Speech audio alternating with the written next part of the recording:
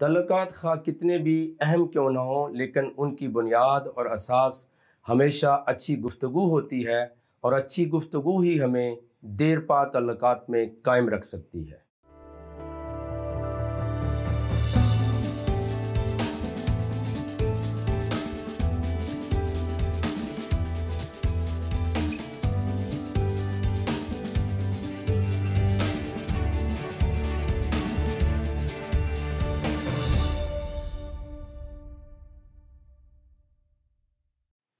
Programme دوستی کا ہاتھ بائی صدیق کے ساتھ میں ہوں آپ کا میزبان پاسٹر صدیق پال۔ آپ سبوں کی خدمت میں سلام عرض کرتا ہوں، السلام علیکم۔ اور پچھلے ہفتے ہم تصدیق الکتاب کے ضخیم اور ایک بہت ہی اہم موضوع کے اوپر گفتگو کر رہے تھے، لیکن آج کی جو گفتگو اور اس ہفتے کا جو سلسلہ ہے وہ بھی نہایت اہم ہے، اور وہ دنیا کے دو بڑے اہم ترین مذاہب جن کی تعداد جو ہے وہ بہت بڑی ہے، جن کے جو فالوورز ہیں وہ بہت بڑے ہیں۔ اور شاید یہ آپ کی معلومات کے لیے بھی میں کہنا چاہتا ہوں، جیسے آپ اپنے فیملی کے ساتھ، دوستوں کے ساتھ یہ میرا پروگرام ملاحظہ کر رہے ہیں، دیکھ رہے ہیں کہ اس وقت دنیا کے اندر تقریباً مسلمان جو بہن بھائی ہیں، اہل اسلام کی جو تعداد ہے وہ 24% ہے، یعنی 24% ہے، اور اہل مسیحیت مسیحی بہن بھائیوں کی تعداد اس دنیا کے اندر جو ہے وہ تقریباً 34% ہے۔ تو جب ہم اس کو جمع کر لیتے ہیں ان اعداد و شمار کو، تو یہ پوری دنیا کا 58% بنتے ہیں، یعنی 58% پوری دنیا کا صرف یہ دو مذاہب بنتے ہیں، اہل اسلام اور اہل مسیحیت۔ تو اس لیے یہ جو گفتگو ہے اور یہ جو سلسلہ ہم اس ہفتے میں اور اگلے ہفتوں میں سنیں گے، اس کا نام بہت اہم ہے، اور ہمارا موضوع یہ ہوگا کہ مسیحی مسلم تعلقات کی تاریخ، اس کے اوپر ہم جو ہے وہ بات کریں گے۔ اور آپ یقین جانیے کہ اس جدید دور کے اندر جب کہ مذاہب آپس میں دست و گریباں ہیں، ہم نے اپنے درینہ تعلقات کو بلا دیا ہے۔ ہمارے جو تاریخی تعلقات تھے ان کے اوپر بہت کم گفتگو ہوتی ہے، اور اس میں چونکہ ہمارے پروگرام کا نام دوستی کا ہاتھ ہے، تو دوستی کا ہاتھ ایک طرف سے نہیں بڑھ سکتا، یہ دونوں طرف سے ہم شیک ہینڈ کرتے ہیں۔ سائن آف لو ہے، سائن آف کمٹمنٹ ہے، سائن آف یونٹی ہے، اور پھر آگے بڑھنے کا بھی یہ نشان ہے کہ ہم سب مل کر اس گفتگو کو سیکھتے ہیں۔ تو جتنے تعلقات، جو رشتہ داری، جو ہمارا آپس میں جوڑ تھا، جو ہمارا آپس میں ملاپ تھا، اس کے اوپر نہ تو مسجد سے آواز بلند ہوتی ہے، اس کے اوپر واز نہیں کی جاتا، اور میں بہت محتاط انداز میں یقیناً عالم مسیح سے بھی مخاطب ہوں کہ گرجاؤں کے اندر بھی، ایون چرچز کے اندر بھی اس کے اوپر کم بات کی جاتی ہے۔ لیکن یاد رکھیے کہ اس وقت آنے والے دنوں کے اندر ایٹم بم سے زیادہ جو خطرہ لوگوں کی ہلاکت کا ہوگا وہ ہیومن ایٹم بم جو ہے، یعنی انسان خود ہی ایک بم بنتے جا رہے ہیں، اس سے زیادہ پرابلم اس دنیا کو ہوگا۔ تو اس لیے میں نے دعا کی خدا سے کہ دوستی کے ہاتھ پروگرام کے ذریعے میں اپنے ناظرین کو، سامعین کو، پیار کرنے والوں کو، کیونکہ آپ ہمیشہ میری حوصلہ افزائی کرتے ہو، کس طرف ہم ان کی رہنمائی کریں کہ دونوں طرف کے لوگ جو ہیں وہ اچھے طریقے سے سوچ سکیں کہ جو آج ہمیں بتایا جا رہا ہے، جو آج زہر افشانی کی جا رہی ہے، یا ہمیں ایک دوسرے سے دور رکھنے کی کوشش کی جا رہی ہے، ایسا پہلے پہل نہیں تھا، ایسا ماضی میں نہیں تھا، اب کچھ جو ہے اس کے اوپر شدت آنا شروع ہو گئی ہے۔ تو مسیحی مسلم تعلقات کی جو اساس اور بنیاد ہے، میں آج آپ کے ساتھ کھل کے بات کرتا ہوں، اور بڑی وضاحت کے ساتھ آپ کے ساتھ ساری چیزیں پیش کروں گا کہ قرآن شریف نے اس کی تائید کی ہے۔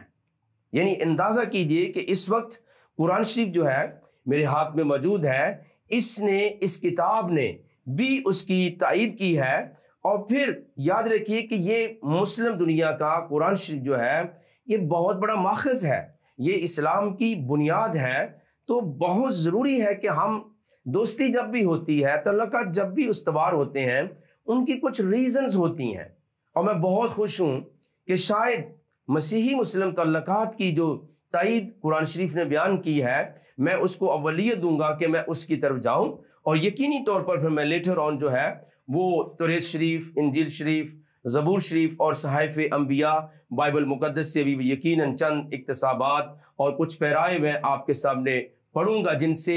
ہمارے دونوں طرف کے بہن بھائیوں کو، دوستوں کو یہ جرت ملے گی۔ آپ دیکھیے کہ اس حد تک ہم مفلوج ذہنی طور پر ہو گئے ہیں کہ ہم ایک دوسرے کو پڑھنا بھی گوارا نہیں کرتے، لیکن بہت سنہری باتیں، بہت اچھے اصول، بہت سارے ایسے معاہدے، بہت سارے ایسے تعلقات اس گفتگو میں اور آنے والے ہفتوں میں آپ سن پائیں گے۔ اور پھر میری دعا بھی ہے کہ ان سارے کچھ سنے جانے کے بعد جو ہے وہ آپ خود سے بھی ان باتوں کو پڑھ سکیں اور یقینی طور پر اپنے معاشرے کے اندر جو ہے وہ صحت مند باتوں کو رواج دے سکیں۔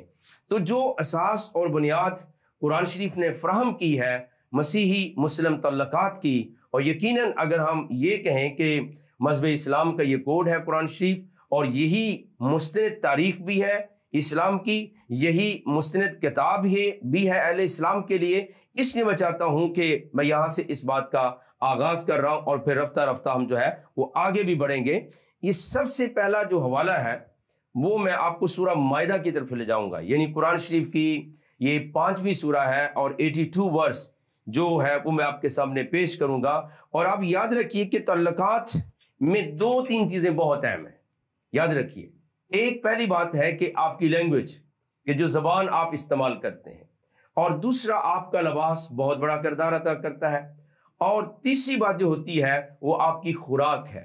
لیکن یاد رکھیے دوستی کے لیے زبان کا، دوستی کے لیے یا تعلقات کی مضبوطی کے لیے بات کرنا اور دوستی کو اہم سمجھنا جو ہے وہی اس بات کو اور بھی مضبوط تر کر دیتی ہے۔ تو آئیے قرآن شریف میں سے ہم سورہ المائدہ 5ویں سورہ ہے قرآن شریف کے اندر، اور اس کی ورس نمبر 82 جو ہے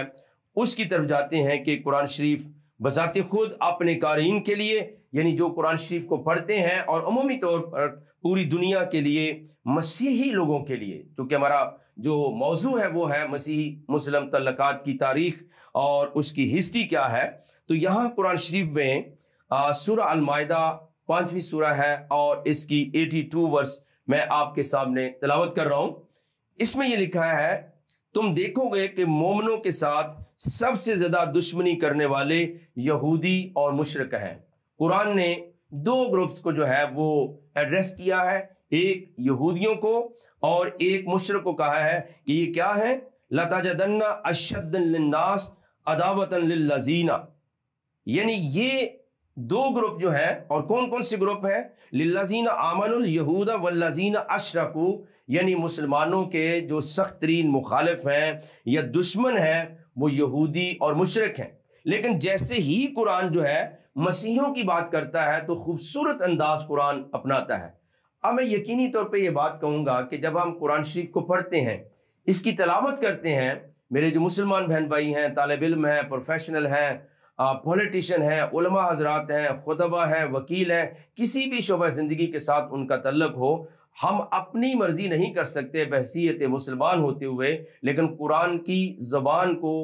ضروری ہے کہ ہم سمجھیں بھی اور اس کے اوپر عمل بھی کریں۔ تو آپ دیکھیے کہ مسیحی مسلم تعلقات کی جو بات ہے وہ میں نہیں کر رہا، بلکہ قرآن شریف نے کی ہے، اور اتنی بڑی بات کی کہ یہود اور مشرک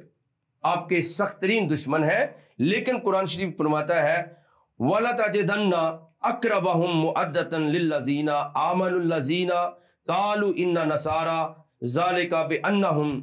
بِأَنَّ مِنْهُمْ قِسِّيسِينَ وَرُهْبَانًا وَأَنَّهُمْ لَا يَسْتَكْبِرُونَ۔ جیسے ہی قرآن شریف مسیحیوں کی بات کرتا ہے تو قرآن شریف فرماتا ہے کہ تمہارے دوستی میں وہ لوگ سب سے زیادہ قریب ہیں جو کہتے ہیں کہ ہم مسیحی ہیں۔ اب آپ نے غور کے ساتھ سنا کہ یقینی طور پر 2 گروپ کو ایڈریس کیا ہے، وہ اہل یہود ہیں اور اہل مشرک ہیں، یعنی شرک جو کرتے ہیں لوگ، وہ تو کہا ہے کہ مسلمانوں کے سخت ترین دشمن ہیں۔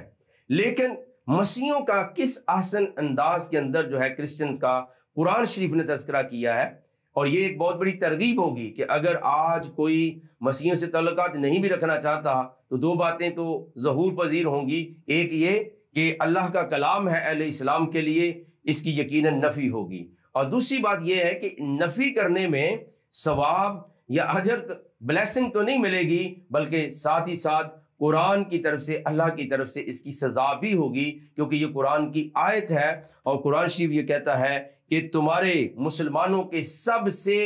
زیادہ دوستی کے لائق وہ لوگ ہیں جو کہتے ہیں کہ ہم مسیحی ہیں۔ اور اس کی قرآن شریف نے وجہ بیان کی ہے، اور وہ وجہ یہ ہے کہ نہ صرف یہ اچھے لوگ ہیں، اچھے دوست ہو سکتے ہیں، بلکہ اس کی وجہ بیان کی ہے، اور وجہ یہ ہے ذالک بان منہم قسیسین و رہبانا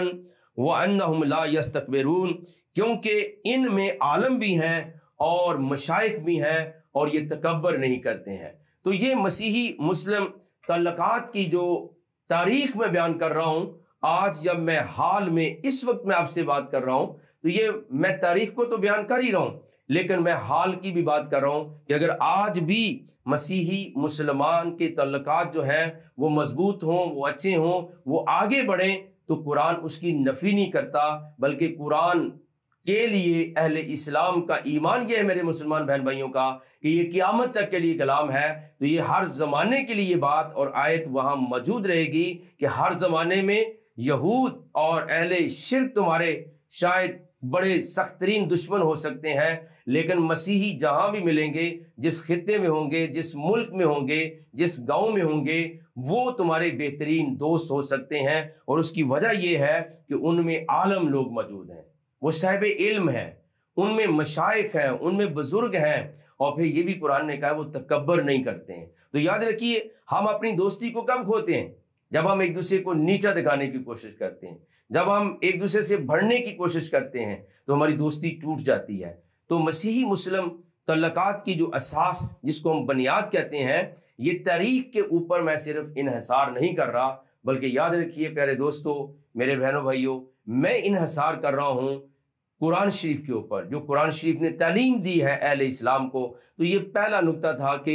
یہ رشتہ داری، یہ تعلقات جو ہیں یہ کیسے استوار ہو سکتے ہیں، اس کے لیے دوستی بہت ضروری ہے، اور دوستی کے لیے قرآن شریف نے حکم کر دیا ہے مسلمان بہن بھائیوں کو۔ اور یہ بھی میں بالکل کھل کے بات کہہ رہا ہوں کہ اس آیت کے اوپر پریچ کم کیا جاتا ہے، کیونکہ ہم دوستی چاہتے نہیں ہیں، ہم اللہ کی کتاب کو نہیں ماننا چاہتے ہیں، اور اگر ہم اللہ کی کتاب کو نہیں مان رہے ہیں تو پھر اللہ ہم سے راضی بھی نہیں ہے، اللہ ہم سے یقیناً ناراض ہوں گے۔ اور اللہ کا کلام اس لیے موجود ہے آپ کے ہاتھوں میں، آپ جہاں کہیں بھی ہیں، کہ نہ صرف آپ اس کو پڑھیں بلکہ سمجھیں اور اس کے اوپر عمل بھی کریں۔ تو یہ پہلی ایک اساس یا بنیادی بات میں نے آپ کے ساتھ شیئر کی ہے کہ قرآن شریف جو تاریخ میں آپ کے سامنے رکھنے کے لیے جا رہا ہوں، مسیحی مسلم تعلقات کی تاریخ، کیوں اس بات کی ضرورت پیش آئی کہ یہ دنیا کے دو بڑے مذاہب ہیں، اور جیسے میں نے عرض کیا یہ 58% ہیں، یہ 58% ہیں ٹوٹل آبادی کا، اور یہ آدھے سے زیادہ آبادی کا حصہ ہیں دونوں مذاہب مل کر۔ اور میں نے یہ بھی آپ کو کہا کہ اور بھی خطرات ہیں، یعنی پانی کی قلت ہے، اکنامک کرائسس دنیا کے اندر آ رہے ہیں، حکومتوں کے کرائسس ہیں، لیکن یاد رکھیے انسان کے ساتھ جو کرائسس ہے وہ بہت بڑا ہونے چلے جا رہا ہے، کیونکہ ہم ایک ہی خدا کے ہاتھ کی بنائی ہوئی شبیہ ہیں، صورت ہیں، اور اس کی تائید بھی یقیناً تورات شریف کے اندر موجود ہے۔ اور خدا کا کلام کہتا ہے کہ خدا نے انسان کو اپنی صورت اور شبیہ پر بنایا ہے، اس میں کوئی ڈفرنس نہیں ہے کہ اس کے اندر لفظ مسلمان نہیں ہے، اس کے اندر لفظ یہودی نہیں ہے، اس کے اندر مسلمان مسیحی نہیں ہے، اور لفظ سکھ نہیں ہے، ہندو نہیں ہے، بلکہ ہر انسان کو خدا نے اپنی صورت اور شبیہ پر بنایا ہے۔ اور قرآن شریف کی سورہ 3 کے اندر لکھا ہے لَقَدْ خَلَقْنَا الْإِنسَانَ فِي أَحْسَنِ تَقْوِيمٍ، قرآن بھی یہ کہتا ہے کہ ہم نے انسان کو انتہائی بہترین طریقے سے اور انتہائی بہترین شکل و صورت کے اندر پیدا کیا ہے۔ اور امام بخاری نے اپنی بخاری شریف کے اندر یہ حدیث کوٹ کی ہے کہ اللہ نے آدم کو اپنی صورت پر پیدا کیا ہے۔ تو معاملہ یہ ہے کہ اتنے بڑے مذاہب ہو کر اگر ہم ایک دوسرے کو نہیں سمجھیں گے، اگر یہ آواز مسجد سے نہیں ابھرے گی، اگر یہی تبلیغ کلیسیا سے، یہ چرچ سے عام نہیں ہوگی، تو یاد رکھیے مذہب کے اندر بڑی طاقت ہوتی ہے۔ عقائد بندے کو مرنے مارنے کے لیے مجبور کر دیتے ہیں، لیکن دوستی کا ہاتھ بھائی صدیق کے ساتھ یہ ایک کاوش ہے، اور یہ کاوش میری نہیں ہے، یہ اللہ رب العالمین خدا تعالی اور اللہ پاک کے فضل سے ہے کہ یہ پروگرام آپ تک پہنچتا ہے اور آپ کی دعائیں شامل حال ہوتی ہیں۔ تو پہلی بنیاد یہ ہے کہ ان تعلقات کے اندر کوئی ایسا راز موجود تھا کہ تاریخ کے اندر یہ واقعات لکھے پڑے. یہ پہلی بات میں نے آپ کے ساتھ شیئر کی ہے. اب دوسری بات اہم ہوتی ہے, میں نے گزارش کی کہ کسی کی خوراک, اگر کسی کی فوڈ کو آپ پسند نہیں کرتے, اس سے نیگلیکٹ کرتے ہیں, آپ نفرت کرتے ہیں, آپ اس سے دوستی نہیں کر سکتے. ہو سکتا ہے کسی دوست نے آپ کے لیے چاول بنائے ہوں اور آپ کو روٹی پسند ہو, لیکن دوستی کی احترام میں, اپنے دوست کے پیار میں آپ کو چاول کھانے چاہیے. اس سے کیا ہوگا, اس کی دل آزاری نہیں ہوگی بلکہ حوصلہ افزائی ہوگی, اور جب اس کی خوراک آپ کھا لیں گے تو آپ کے تعلقات اور مزید مستحکم اور آگے چلنا شروع ہو جائیں گے. اور اس کی بنیاد بھی قرآن شریف نے خود ہی فراہم کی ہے. اور عجیب بات ہے کہ اسی چیپٹر کے اندر اس کی 5ویں باب کی 5ویں آیت بھی یہ بنیاد فراہم کرتی ہے کہ یقیناً ہمارے تعلقات تھے اور ہونے چاہیے, ورنہ یہ دنیا خود سے جو ہے ایک بڑے کلیش کی طرف, ایک بڑے جھگڑے کی طرف جائے گی جو کہ خطرناک ثابت ہو سکتا ہے. آج تو ہمیں اس بات کا احساس نہیں ہو رہا, ہم کہتے ہیں کوئی بات نہیں, لیکن میں آپ کو یقین دلانا چاہتا ہوں کہ مذہبی عقائد کے اندر ایٹم بم سے بھی زیادہ طاقت ہوتی ہے. آپ دیکھتے ہیں لوگوں کا برداشت کا لیول کم ہو جاتا ہے, لوگ ایک دوسرے کی بات نہیں سننا چاہتے ہیں, لیکن قرآن شریف جو ہے وہ اس مسیحی مسلم تعلقات کی تائید بھی کرتا ہے اور اس کی بنیادیں بھی فراہم کرتا ہے. اور پھر اسی سورہ مائدہ کے 5ویں چیپٹر اور 5ویں آیت میں لکھا ہے, کلیئر کٹ میسج ہے, اور یہ لکھا کیا ہے کہ آج تمہارے لیے سب چیزیں, پاکیزہ چیزیں حلال کر دی گئی ہیں, اور اہل کتاب کا کھانا بھی تم کو حلال ہے اور تمہارا کھانا ان کو حلال ہے. قرآن نے یہ ایک سند فراہم کی ہے ہمارے تعلقات کی. اب دیکھیں, ہم تعلقات ہوں اور ایک دوسرے کی اب دعوت کریں, یعنی مسیحی بہن بھائی جو ہیں وہ مسلمان بہن بھائیوں کی دعوت کریں اور وہاں جائیں ہم کھانا نہیں کھائیں, اور اگر مسلمان بہن بھائی دعوت کریں اور مسیحی بہن بھائی جا کر وہاں کھانا ہی نہ کھائیں, تو آپ خود سے سمجھدار لوگ ہیں, آپ کے پاس علم ہے, آپ کے پاس ساری عقل اور حکمت آج عروج پہ ہے اس جدید دنیا کے اندر, کیسے ہماری دوستی آگے بڑھ سکتی ہے؟ یعنی کھانے سے نفرت کر دی تو آپ دیکھیے کہ بات آگے نہیں بڑھ سکتی. اور اسی لیے ہمارے معاشروں کے اندر کیا چیز ہے, جب ہم کہیں جا کر بیٹھتے ہیں, کسی گھر میں انٹری کرتے ہیں, تو شیک ہینڈ کے بعد کیا ہوتا ہے, ہمیں پانی پیش کیا جاتا ہے, اور پھر پانی پر اکتفا نہیں ہوتا, محبت کو اور آگے بڑھانے کے لیے, احترام کے سکیل کو بلند کرنے کے لیے اور اپنی قربت کا احساس دلانے کے لیے ہم کیا کرتے ہیں کہ کھانا بن رہا ہے, آپ کھانا کھائے بغیر نہیں جائیں گے. یہ ہماری عاجزی کی, یہ ہماری اوپننس کی, یہ ہماری دوستی کی, یہ ہمارے تعلقات کو بڑھانے کی علامتیں ہوتی ہیں جو ہم پیش کرتے ہیں. اور قرآن شریف نے اہل اسلام سے, مسلمان بہن بھائیوں سے یہ کہا ہے کہ آج کے دن الیوم احل لکم الطیبات وطعام الذین اوتوا الکتاب حل لکم, لکھا ہے کہ آج تمہارے لیے سب پاکیزہ چیزیں حلال کر دی اور اہل کتاب کا کھانا بھی تم کو حلال ہے. اور پھر دوسری بات کیا لکھا ہے, وطعامکم حل, اور تمہارا کھانا ان کو حلال ہے. یہ بات نہیں کہ ایک طرف کے لوگ کھائیں گے. تو مجھے جیسے جیسے یہ پروگرام آئندہ ہفتوں میں آپ سنیں گے, آپ حیران ہوں گے کہ جن چیزوں کو چھپایا جا رہا ہے, خدا تعالیٰ کے فضل و کرم سے دوستی کا ہاتھ بھائی صدیق کے ساتھ پروگرام میں ہم اپنے ناظرین تک ان کو بچائیں گے کہ آپ ان کو سنیے اور آپ پھر تجزیہ کیجئے کہ یہ باتیں چھپائی کیوں جاتی ہیں. ہم تو ایک دوسرے سے کھا پی سکتے ہیں, اور یہ قرآن نے تائید کی ہے کہ مسلمانوں کا کھانا جو ہے وہ مسیحیوں کے لیے حلال ہے, اور پھر مسیحی لوگ جو کھانا بنائیں گے ان کا کھانا جو ہے وہ مسلمانوں کے لیے حلال ہے. میں ایک تفسیری بیان بھی آپ کے ساتھ رکھتا ہوں, اور آپ اس بات سے محظوظ ہوں گے کہ یقینی طور پر یہ تفسیری بیان جو ہے یہ انتہائی خوشگوار ہے, اور بہت ہی اچھے مفسر اور قرآن کے بہت بڑے جید عالم ہیں مولانا سید ابو العلا مدودی صاحب, اور ان کی تفسیر کا نام ہے تفہیم القرآن, جلد اول اس وقت میرے ہاتھ میں موجود ہے. اور بالکل وہ انہی آیات کی روشنی میں کچھ اس طرح سے بیان کرتے ہیں.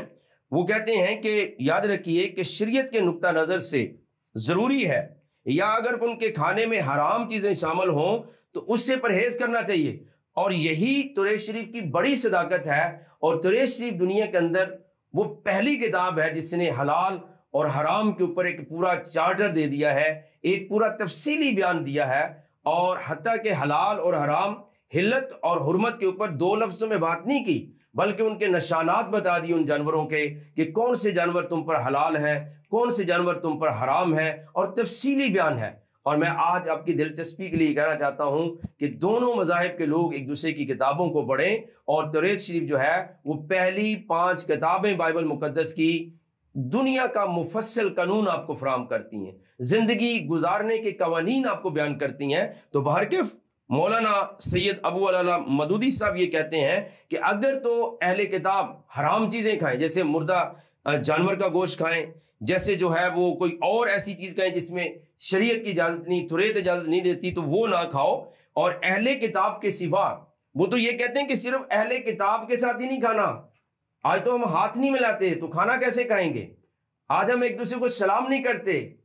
لیکن میں بڑے افسوس کے ساتھ بھی کہوں گا کہ اسلام سلامتی کا دعویٰ کرے اور مسیحی لوگ اپنے مسیح خداوند کی رحمت اور شفقت اور معافی کا دعویٰ کریں، لیکن ایک دوسرے سے ملے ہی نہیں۔ تو یاد رکھیے مسلمان بھی جناب مسیح کو مانتے ہیں، اور مسیحی بھی جناب حضور سیدنا یسوع المسیح کو مانتے ہیں۔ جب ان کی تعلیمات کے اوپر ہم عمل نہیں کریں گے تو پھر یہ بہت ہی عجیب بات ہوگی۔ تو مولانا مودودی نے فرمایا کہ صرف اہل کتاب ہی نہیں بلکہ اہل کتاب کے سوا دوسرے غیر مسلموں کے لیے بھی یہی حکم ہے، ان کا بھی کھانا کھا سکتے ہیں۔ فرق صرف یہ ہے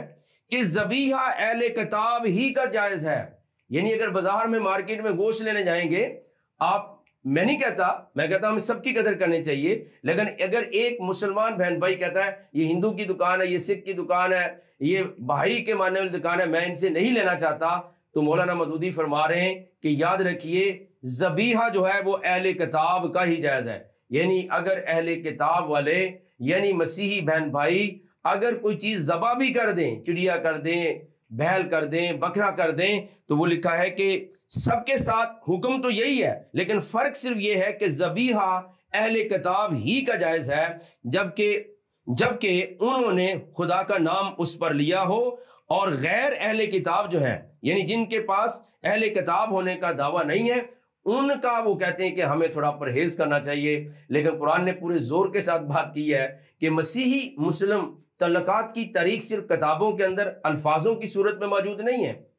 یہ پروگرام ہم اس لیے کر رہے ہیں اس وقت، اور ہم اپنی باہمی گفتگو سے اس لیے آگے بڑھ رہے ہیں کہ صرف یہ تاریخ کے اوراق یا پیجز کے اندر الفاظ لکھے ہوئے نہ رہ جائیں، بلکہ اس کی حقیقتیں اور پھر اس کی تائید، اس کی تصدیق اور اس کی دلیل بھی ہم فراہم کر سکیں، تاکہ آج کی اس جدید دنیا کے اندر جب انسان بہت زیادہ چیزیں سیکھ رہا ہے تو وہ اپنے خدا کے پیغام سے، اپنے رب کے پیغام سے دور نہ ہو، بلکہ اس کو اپنے اندر لے۔ اور اس پیغام کو اندر لینے سے کیا ہوگا کہ ہمارے دل ایک دوسرے کے لیے کھل جائیں گے، اور جو بنیاد مسیحی مسلم تعلقات کی تاریخ میں موجود ہے اس کو آج ہمیں پریکٹس کر سکیں، آج ہمیں اسے عمل کے اندر لا سکیں۔ میں حال ہی میں پچھلے سال سپٹمبر میں یونائٹڈ کنگڈم کے اندر موجود تھا، اور میں نے 14 دن، آپ حیران ہوں گے، آپ بھی دل کھولیے، میں نے 14 دن اسلام کے اوپر پڑھایا ہے، انڈرسٹینڈنگ اسلام کے اوپر۔ اور جب ہمارا کورس ورکشاپ ختم ہو گئی تو آپ کو پتا پھر ہم کہاں گئے؟ ہم نے سیدھا جو ہے وہ مساجد کا رخ کیا، ہم اپنے مسلمان بہن بھائیوں کو ملنے کے لیے چلے گئے۔ اور پھر ایک مولوی صاحب کے ساتھ جب میری گفتگو ہو رہی تھی تو میں نے بات ہی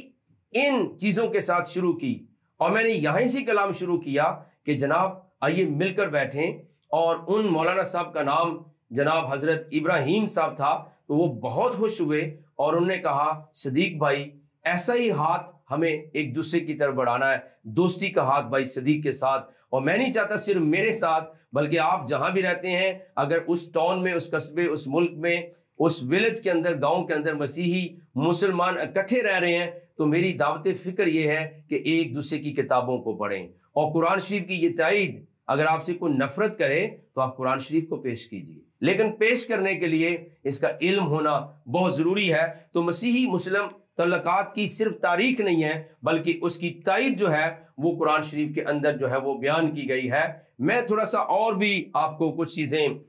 یقیناً شیئر کروں گا قرآن شریف سے، اور ایک بہت اچھا ریفرنس میں آپ کے ساتھ شیئر کر رہا ہوں، اور یہ قرآن کی سورہ الحدید ہے، 57 سورہ آف دا قرآن، اور اس کی 27ویں آیت میں آپ کے ساتھ پڑھوں گا، تو آپ یقیناً اور بھی محظوظ ہوں گے کہ واقعتاً قرآن کہتا کیا ہے، یا قرآن کا اپنا موقف کیا ہے۔ اب دیکھیے، یہ میں اس کی 25ویں آیت سے پڑھ دیتا ہوں آپ کے لیے اور آپ حیران ہوں گے. یہاں لکھا ہے کہ جو خود بھی بخل کریں اور لوگوں کو بھی بخل سکھائیں، جو شخص روگردانی کرے تو خدا بھی بے پرواہ ہے اور وہی سزاوار حمد و ثنا ہے. تو یعنی کسی بات میں ہم نے بخل نہیں کرنا ہے، باتوں کو ہم نے چھپانا نہیں ہے،